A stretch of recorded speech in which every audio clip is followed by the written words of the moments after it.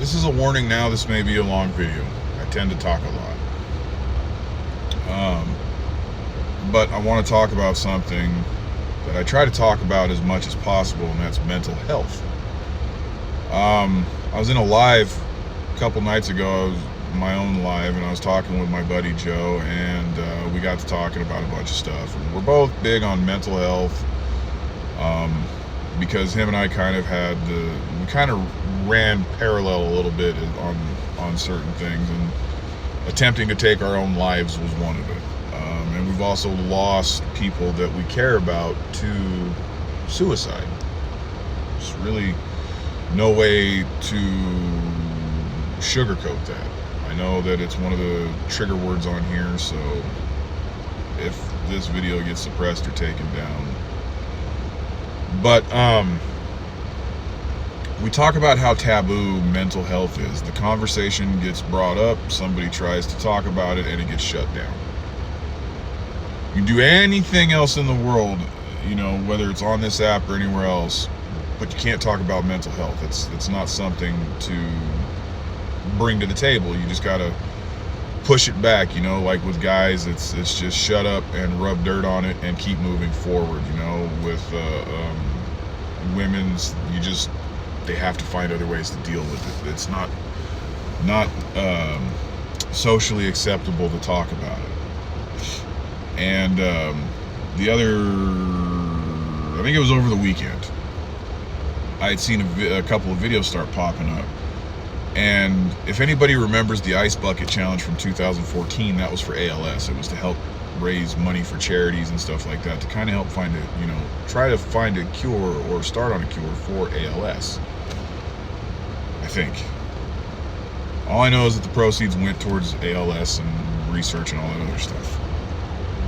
Well, it's back, but it's being done by the University of South Carolina now to get the conversation started about mental health. Because we are losing far too many people over not being able to express ourselves and talk about what we're going through, what's going on in our head, and just trying to find a way to perhaps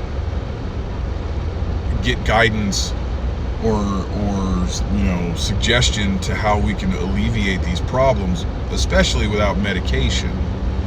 Because that seems to be the number one thing. Oh, I've got depression. You can have a doctor say you suffer from depression, bipolar disorder, borderline personality disorder. There's a whole litany of things, and they're just like, here, take this. That's how you deal with mental health in their eyes. Just take this. Why does it have to be that way? Why can't we just talk about it? Well, the Ice Bucket Challenge is to start that conversation. And I am fully behind it. I'm going to try and do it this weekend, if the funds allow it. And I don't care if it's a 5-gallon bucket full of ice water or 10-gallon or whatever. Whatever it is to get the conversation started. And I'm not going to be, when I do it, it's not going to be for clout. I mean, obviously, I'm going to be putting it out there specifically with the intention of getting eyes on the conversation for mental health. Because it's time that we start to heal out loud and not suffer silently and just slip away. I was a person that used to think if you took your own life, you were a coward and you were selfish. Until I tried to take my own, because that was my last resort. I tried talking to people. I tried everything. And then I just dove deep into alcoholism. And I thought, you know what? Fuck it. The world would be a better place without me. I failed, but I tried.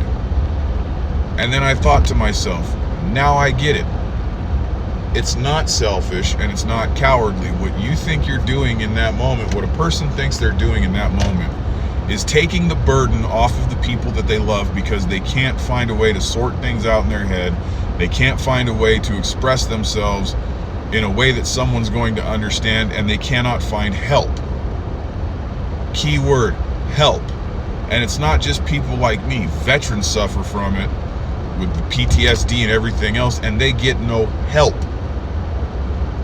So that's the linchpin word right there, is help. We got to start talking about it.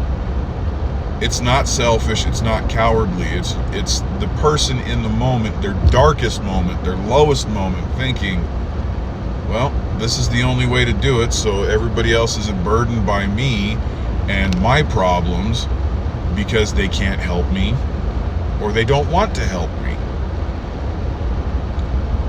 I want you to know you're not alone. And I say this all the time, and I do videos about mental health, and people are probably tired of it, but you know what? I don't care.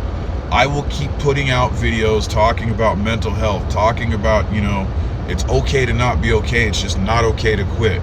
Find a way to get help, because you're not going to get an immediate solution, you're not going to get an immediate anything like that. It takes time to navigate through these troubled waters.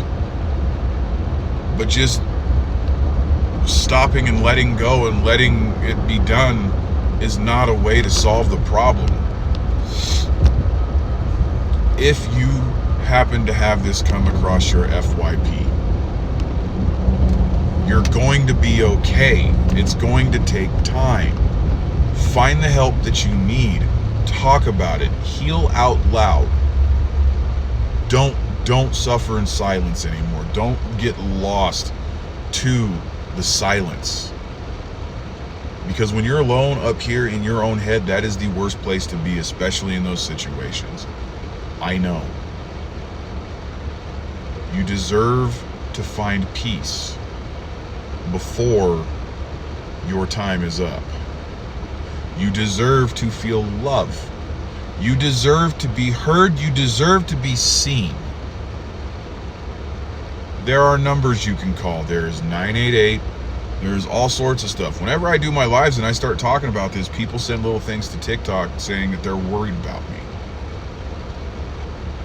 And while the intention is good, don't have to worry about me.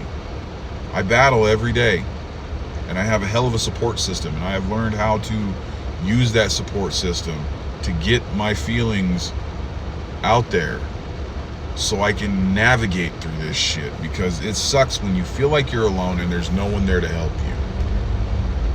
I'm telling you, find help. DM me. Whatever it takes. If you see me, if you happen to come across one of my lives, myself and my friend Joe have sat until 3 a.m. talking to people that were going to make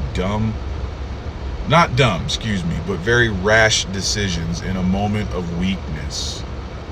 We've talked to a veteran. We've talked to quite a few people with their all sorts of problems, because I also am a big supporter of sobriety now. I'm getting ready on the 17th of this month. I will hit